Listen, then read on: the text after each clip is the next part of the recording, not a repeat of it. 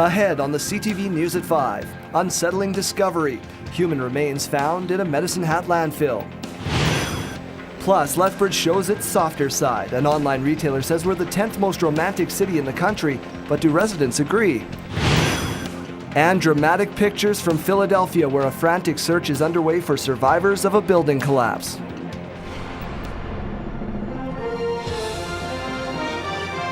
CTV News with Daryl Rummold. Good afternoon. A work crew replacing a gas line made an unusual discovery in a Medicine Hat alley. Workers uncovered what appears to be an old casket or old wooden box with some human remains inside that likely date back 125 years. Police say there's no indication the site was ever used as a graveyard or burial ground, but local history buffs provided photos showing the area used to be an old militia camp in the late 1800s. The camp was used by the Northwest Mounted Police and the Alberta Rangers. Police say only parts of the body have been unearthed so far. Parts of the lower half of the body, so from the pelvis down, and we've got a couple, it looks like toe bones, and what's been going on through that area is the City of Medicine Hat's been replacing the gas line, and their excavator yesterday, when they're digging a new trench for their gas lines, hit this body, and it appears that it was in some sort of like a wooden casket.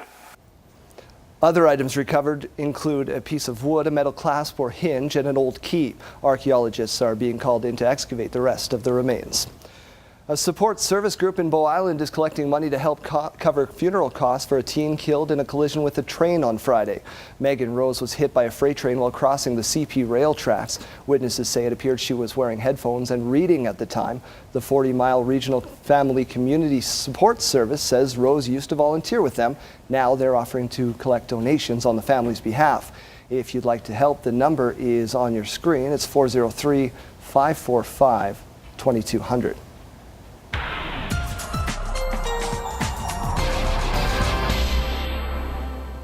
Dory's here now with our first look at weather. A little bit windy tonight, but starting to get better.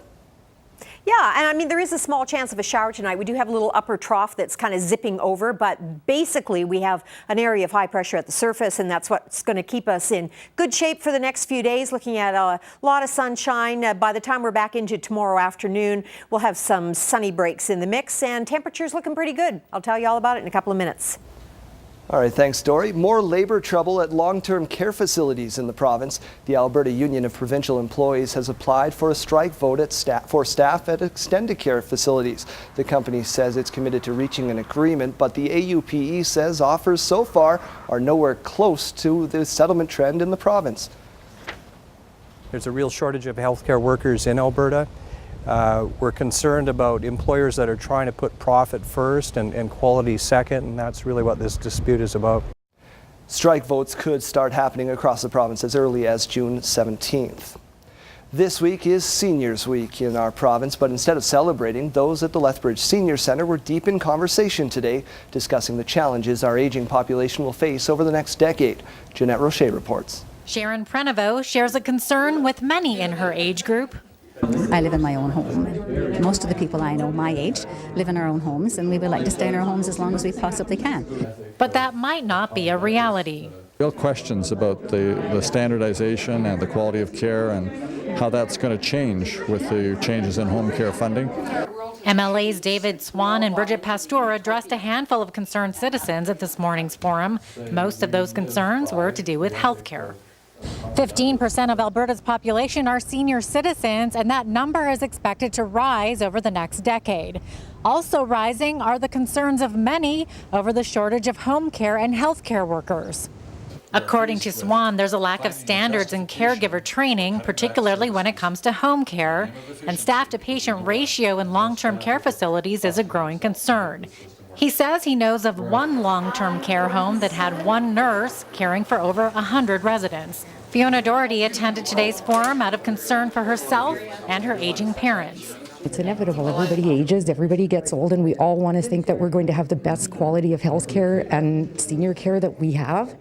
And when it's not available and we're hearing about cuts, even though we live in the wealthiest province, in the wealthiest country on earth, there's no reason why we should be suffering. There's no reason why our seniors should be suffering. I think, unfortunately, this government doesn't either understand or is not willing to face the financial problems and are passing them off on some of our most vulnerable people. Jeanette Roche, CTV News, Lethbridge. Seniors Week runs June 3rd to 9th.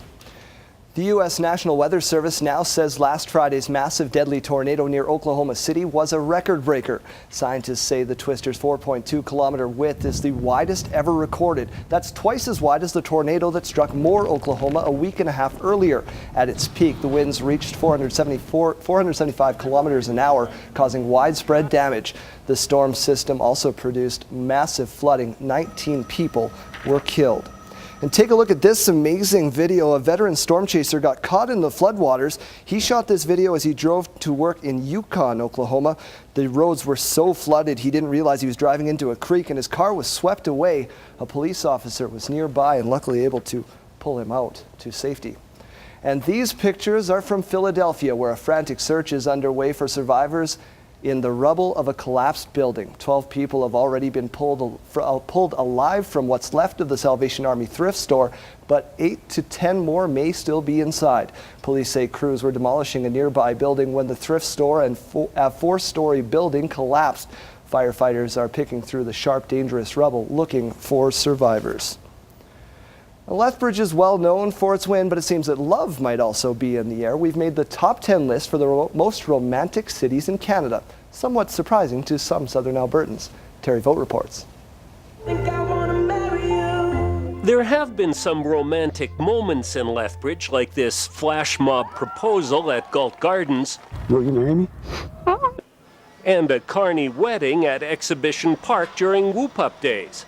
Still, many local residents were surprised to see Lethbridge listed among the top 10 most romantic cities in Canada in a recent list published by Amazon.ca. I laughed when I heard that. Krista Hansen says she always thought Lethbridge was a pretty plain city. Maybe that's because I was born and raised here. I found love here, but I don't think it's a romantic city per se. When you think of Lethbridge, you usually think of the high-level bridge, maybe the wind, or the notorious whiskey traders that built Fort Whoop-Up. But a romantic city?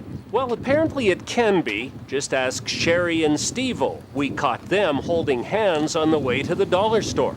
I mean, like, we went on a date, our first date to, what was it? Circus Olay, and that was very romantic. It's an expensive date. Yeah. Oh, I can believe that.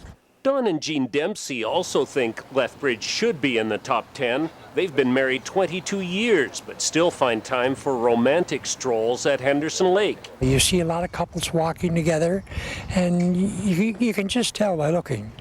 They care for each other. Yeah, they do. I agree. Those who work in the romance industry admit they were a bit surprised to see Lethbridge on the list. But the ladies at Pink Tie Events say 75% of their business is weddings or anniversary parties, and they see romance all the time. Just recently we had a couple come in and they were doing a recreation of their wedding and doing a vow renewal at it. So they were creating all the same color choices and everything that they had, and she was going to wear her dress again and they were going to do it in front of their family. So we thought that that was really nice and sweet and kind of romantic. I think you don't even need a romantic place. If you're in love, you're in love. Doesn't matter where you are. I think love can be anywhere, found anywhere, so.